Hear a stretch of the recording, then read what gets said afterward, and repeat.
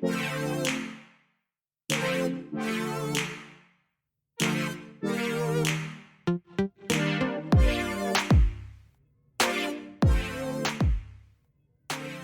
back to the Central Podcasting Unit.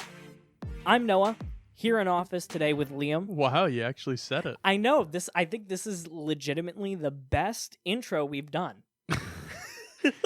Noah keeps saying he's gonna wait to say Noah for random times throughout the podcast. So I'm very impressed that he opened by saying his name rather than waiting for a dramatic moment. I know, right? It's still gonna come though. Not this time. You Noah, right? Huh. Yeah, you could say. Haven't heard that one before. You could say folks. I'm funny.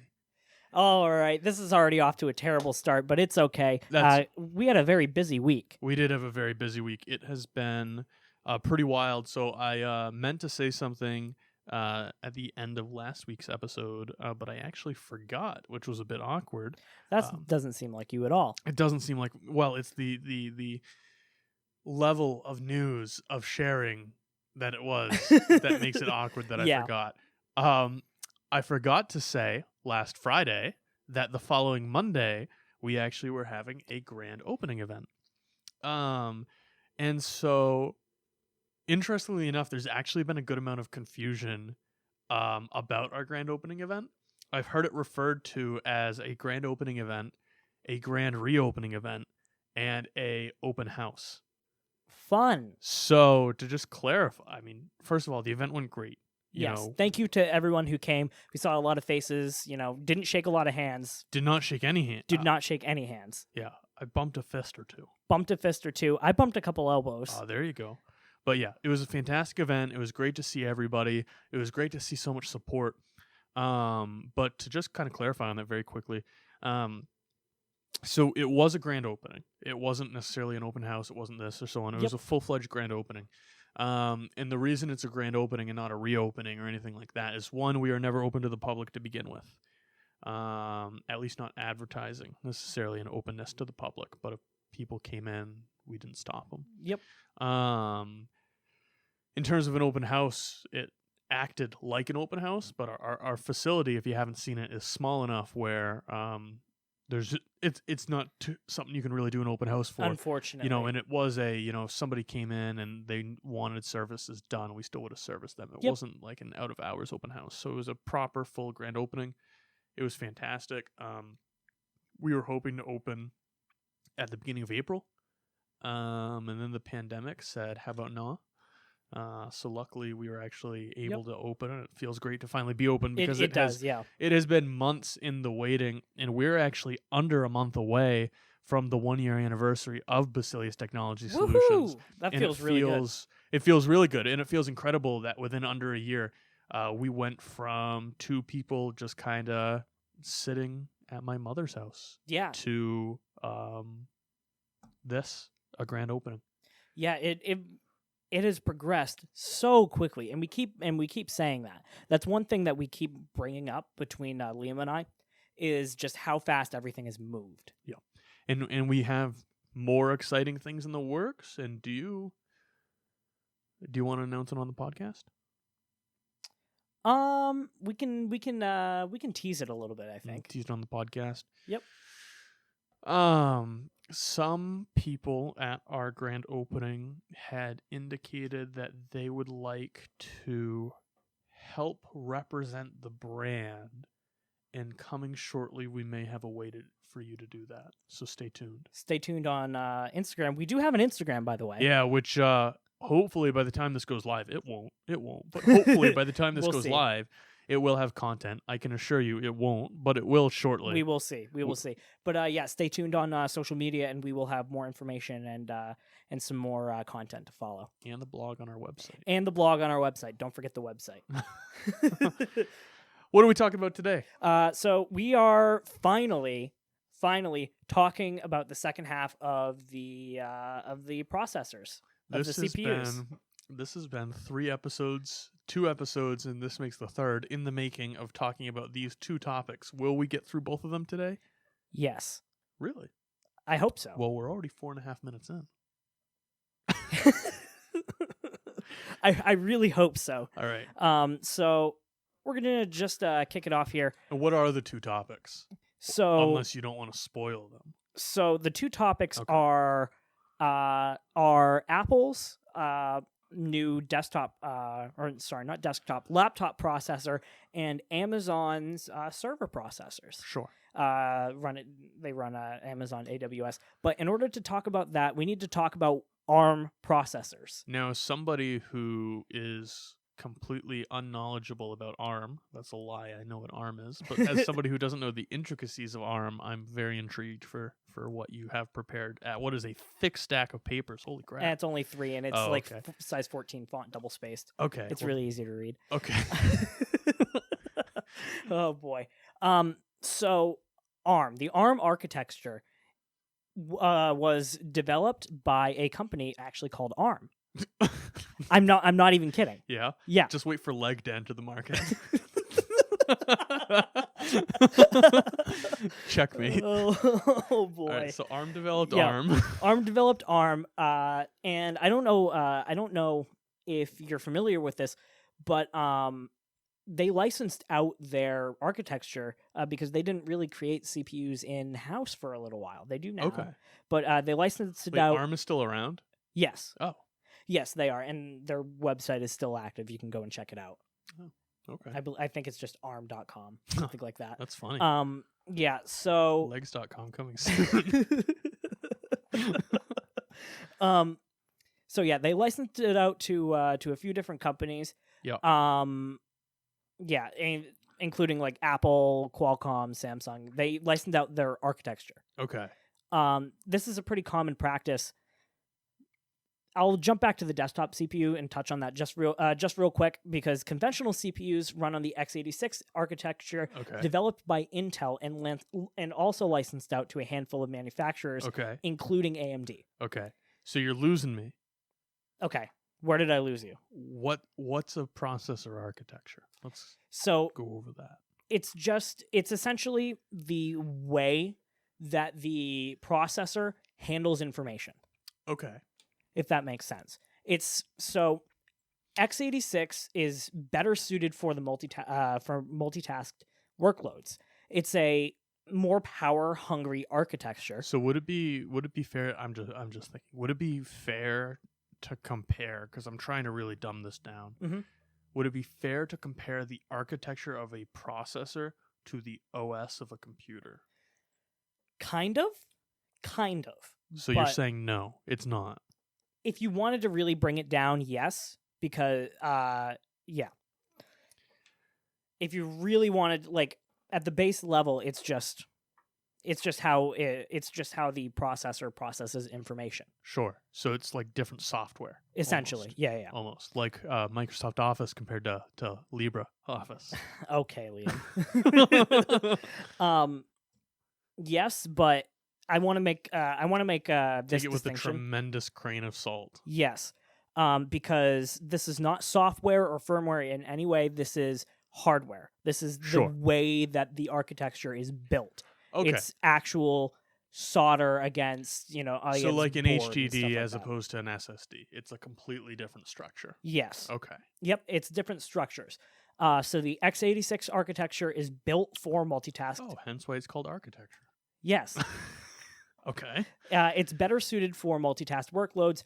ARM was developed for simple tasks. It's optimized for simple tasks.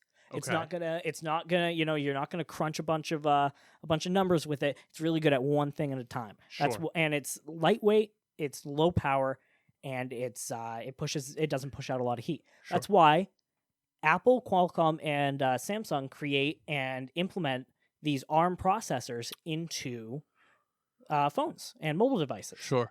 That's where you're most likely to see it. Sure. Yeah. So, yeah. Again, to recap, ARM good for simple tasks, small instructions, small workloads, less power consumption, less heat generation. x86 is just a whole different beast. Sure. And so Apple is looking to bring ARM to the MacBooks, but Apple already uses ARM on iPhones, correct? Yes. Right. Okay. Yep. So that's exactly where I was going to go next. Ooh, who knew? I did. I knew. Right. So the Yeah, so Apple is working on implementing ARM processors into the new line of MacBooks, the base model MacBooks. Man, love. Now, Keep going. yeah, they haven't updated their entry-level MacBook since 2017. Did you know that? Oh, crap, they have. Yeah, I have one of those entry-level MacBooks, actually. Really, the 2017 one? Yeah. Well, Yep. it's a waste of money. So You would say that about any Mac, though. I would. I will never forget when one of my classmates in high school got one of those Macs, Mhm. bragged about the amount of money it cost, and only walked away with a 256 gigabyte hard drive. And the bad thing about those MacBooks specifically is that you can't upgrade that storage. It's soldered. And don't even get me started on the RAM with the MacBooks now. Oh boy. If you didn't No. see, Yeah, if go you ahead and didn't get into see, this. okay, because this is a tangent, but I am livid. If you did not see, Apple increased the price of upgrading the RAM in a new MacBook when you're buying a MacBook.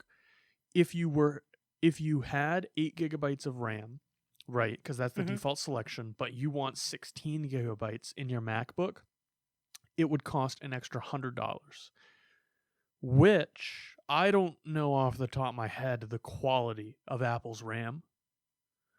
If it's proprietary, if it's top of the line DDR4, I don't know where it falls. But unless it is proprietary mid to high range DDR4, It's not.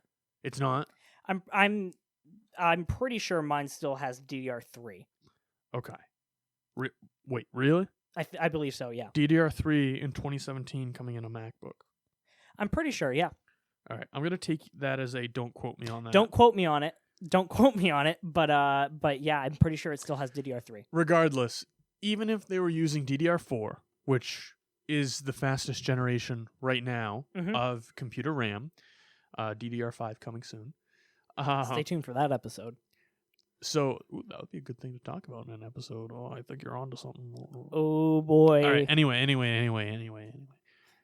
You know, because you can get a few RAMs. I mean, you can get some DDR4 RAM. You know, if you're not buying Trident Royals or Trident Z Royals. so, you know, as long as you're not buying something crazy like that, you can get some RAM sticks for like, I don't know, get yourself a good set for $40 to $60. I would say the price range is. Am I horribly off on that? No, I think you're pretty accurate I on think that. I'm- The price of RAM has come down quite a I'm bit. memory in general. There's Yep. just been so many advancements You lately. can pick up an SSD for not that much money right I now, know. and it's a very quality thing.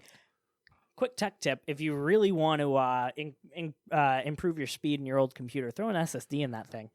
We use this Lenovo laptop that my sister gave me because it didn't work. It took a half hour to boot up. Knowing I slapped an SSD in it, it takes 5 seconds. Less, I Yeah. think, less than that. It's so fast.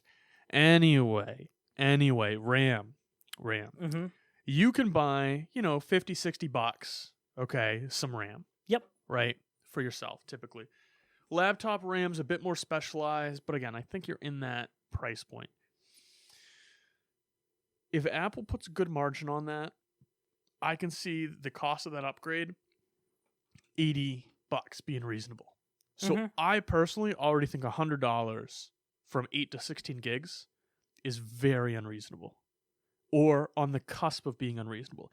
And that's if Apple is using the creme de la creme, which they may not be. They have increased the price of that upgrade from $100 to $200. Wow, that is a lot of money. It is. It is a lot of money for what I would personally argue to be an essential upgrade. I personally, for my personal use, but I'm an above average user in that regard. A power user. I'm a power user in that regard. I would not personally go for a laptop I wouldn't go for a laptop. I wouldn't go for any computer with less than 16 gigabytes of RAM now. Okay, Mr. 100 Chrome tabs. Oh my God, I love my Chrome tabs. Well, it's because I'll have like 50 tabs on each of my 3 monitors and I just go to town and it just hurts my computer. It just dies. This feels like a very first world problem. It is a very first world problem, but I can tell you it's a bigger first world problem is Apple ripping you off. And I think this is just a prime example of Apple ripping you off as the increase of this RAM. Now, this could be a temporary thing. I don't think it is. I highly doubt it is. But the COVID-19 pandemic has caused many people to be forced to work from home, which has caused many businesses to bulk buy laptops and also consumers and students to bulk buy laptops, which has greatly increased the cost of laptops and made them much more scarce. And I could see laptop internal components also being affected, and therefore there being a natural raising of the price. I don't think this is the case. Yeah, it definitely feels like Apple is kind of just inflating the price on it just to make some more money there. If you're buying an Apple computer, you're buying the brand.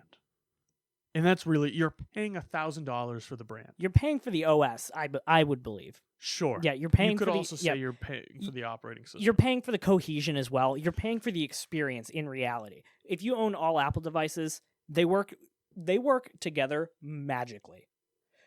But you're paying a premium for that. You're paying,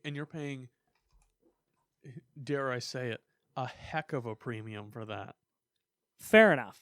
It's Fair enough. You are paying a premium, but you're paying for the cohesion and it working together seamlessly. Sure. I won't argue with you that it's quality product in Yep. terms of the physical build of the machines. I mean, I'm just yeah. saying. I mean, the ability to browse something on your phone when you're, using the bathroom or something like that, then go look at an article, the same article, on your laptop and just pick it up. Throw it up, yeah. Yeah, it's just magical. It really Sure. is. Sure. Anyways, Listen, I hate to break your heart, but this is turning into a Liam Hates Apple episode rather than let's talk about Apple and Amazon. let me wrap up the Apple. Let me wrap up the Apple segment here.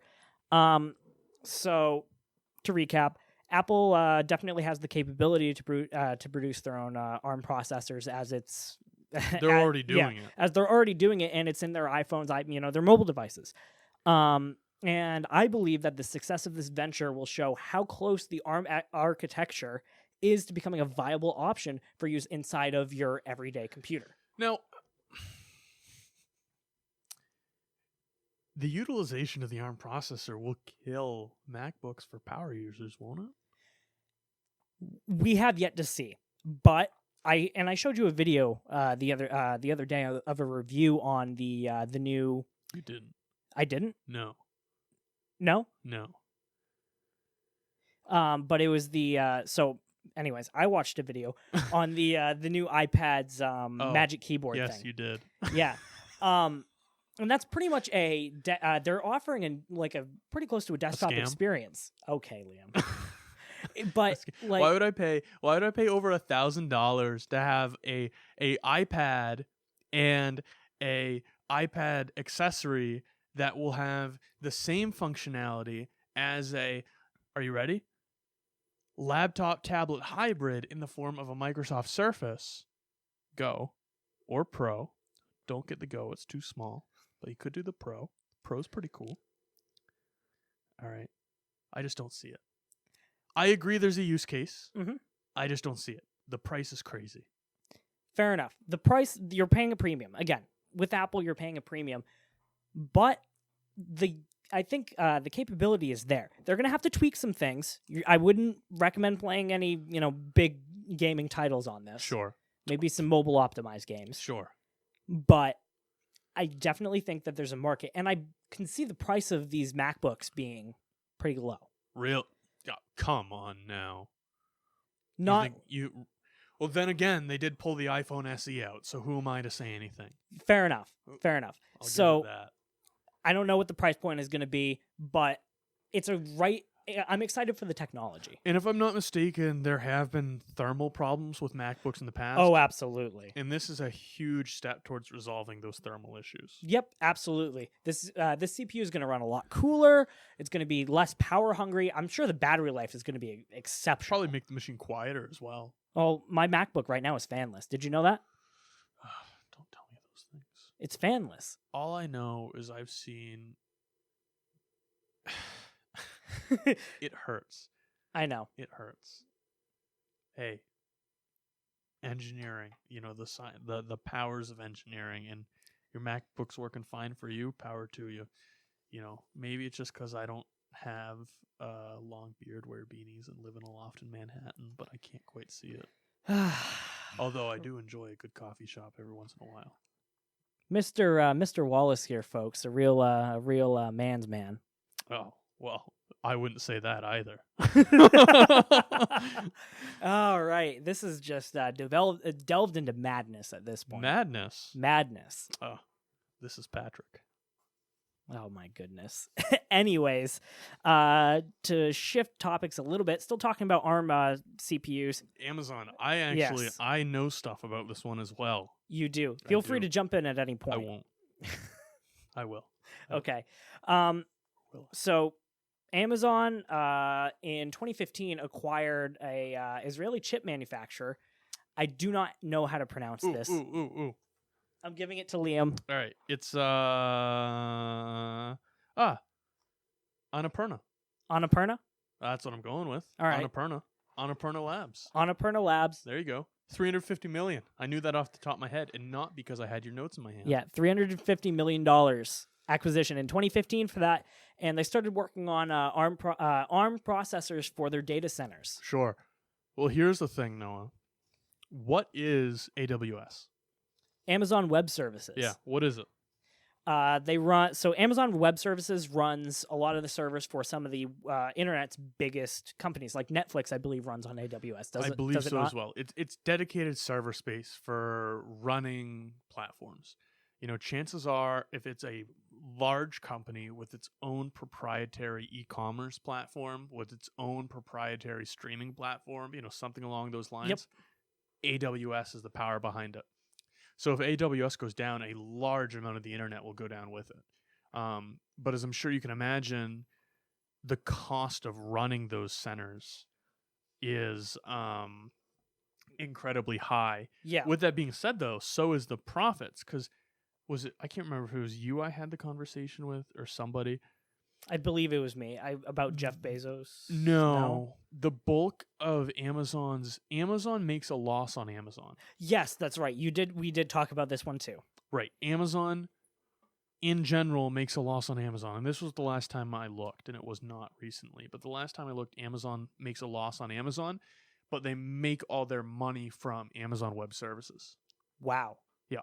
They make the large portion. And they're of their not money. even really known for AWS. I wouldn't think. It's a background operation, but they're known. Like, it's a background operation from the eyes of the public, but it is, I would almost argue, their primary function. Yep.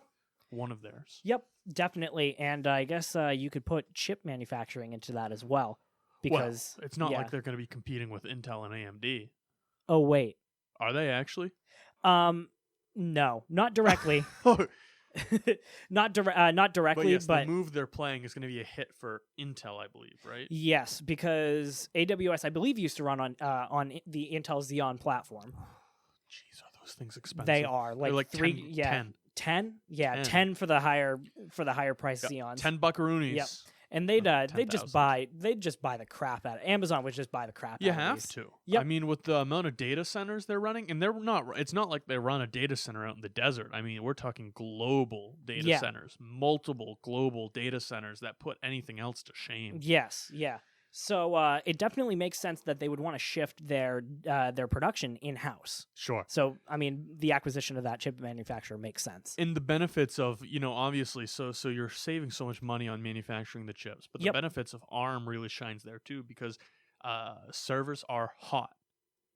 Yeah, they run very, very hot. I mean, we have a server here in office, and it sounds like a jet engine. Yeah, we can't use it. We have to go find something else to use as a server. We thought it was going to work, and it's too loud for our space. We'll need a dedicated server closet. It's just obnoxious. So anyway, but with Amazon's data centers, is they're going to be able to run cooler, which in turn will save energy. It's more energy efficient in general. It's safer for the machines, and just the amount you're going to save overall in operating costs by trading all of the processors out for ARM processors is pretty significant. So it's a really good and smart move on Amazon's part, and they can do it because they're big enough. Yeah, absolutely. So the processor that they were developing, Graviton. yep, Graviton 2. Oh, so close. Trying to steal it from you. Graviton 2. I looked. I really couldn't find the specifics on it, but it's a move. It is definitely a move in the right direction. Well, what I can tell you is it's okay that you didn't find the specifics on it because, ladies and gentlemen, we are approaching the end of the podcast. I could talk about this stuff for like hours. Yeah. Oh, yeah, me too. You know, I always say we try to keep our episodes, you know, to something that you as the average consumer are going to be able to understand and relate to. This was arguably not one of those episodes. Yeah, probably not. I mean, maybe the MacBooks, but yeah. So let's bring it all in, right? What this is going to mean is the next iteration of MacBooks cheaper. I hope so. Maybe. I doubt it. You never know. More power efficient, certainly. More power efficiency. You're talking potentially better battery life. You're talking better thermals. You know, which in turn is a longer lifespan. Mm-hmm. But is ARM going to be a major hindrance to power users? We'll see. I would be interested to see if they offer both as an option, but I doubt they would. I doubt it, especially with the MacBook Pro being still there in the market. So. Oh, that's right. MacBook Pros exist. Yeah. All right. I made a face. Yeah, he sure did. Totally forgot. Rumored that the MacBook is supposed to release late 2020, early 2021. Oh, okay. Rumors. Nothing confirmed yet, but. And then for Amazon, what is it going to mean for you? Nothing. Amazon's just going to save more money. They're going to save more money, and they're known as a company that doesn't have a lot of money, so I understand why. Well, I'll tell you what this means for us. There's certainly going to be more Xeon chips on the market. Ooh, I would love to go get me some more used Xeons instead of the 2 I already have that are only worth $80 now. Only $80. Ouch! It's a lot of money for a processor. I know. Right? It is. It's so much money. Amount of money. It's for a so processor. much money. All right, guys. That's about going to do it for us, ladies and gents, guys, sexist, folks. Folks is going to folks. Folks. All right, we're done. Yeah. We're done. We're out of here. We are out of here. We're done. All right. Thank you very much for listening. Thank you very much for listening. Incredibly excited to now be opening. I hope next week we may have another exciting announcement or two to make. We have some really exciting things going into the works. July 1st is going to be our 1-year anniversary of business, so expect some special things for that. I'm looking forward to it. And yeah, this has been the Central Podcasting Unit. I've been Liam. I'm Noah. Yeah. I didn't know your name, so I'm glad you clarified that. All right. And we're out. Thank you. Thank you so much for listening.